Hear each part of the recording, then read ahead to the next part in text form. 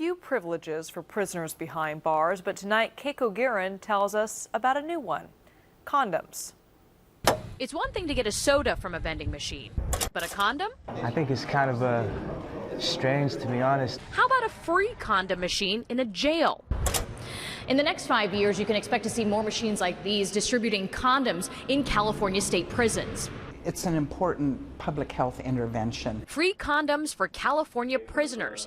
An intervention new to the state, but not new in San Francisco. Free condoms were handed out to inmates as early as the 80s. At that time already, lots of people dying of AIDS, and particularly in the sheriff's department, several deputies had died. It had just been devastating. In fact, state officials reached out to San Francisco's program as a model for the rest of California. The prevalence of HIV and AIDS and hepatitis and STDs is higher in county jails, but we have contained it for some years, and we are starting to see the population go down. Sheriff Ross Mercurini says this new law should have happened years ago. For California, it's long overdue.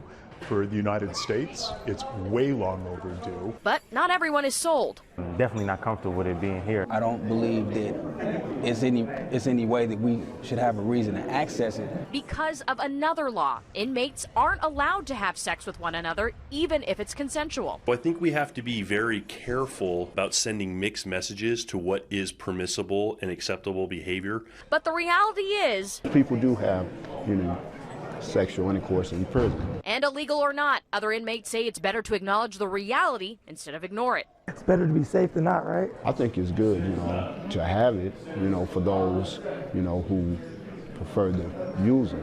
According to the CDC, 1 in 7 people with HIV passes through a correctional facility each year. And in California, more than 1,000 prisoners are known to be HIV positive. And Sheriff Mercurini says this new law will address a bigger picture. And we'll continue to push that envelope and making sure that people see that improving public safety is also about improving public health. In San Francisco, Keiko Guerin, KPIX 5. California is the second state in the country to adopt this new law. Vermont started offering them in prisons in the 80s.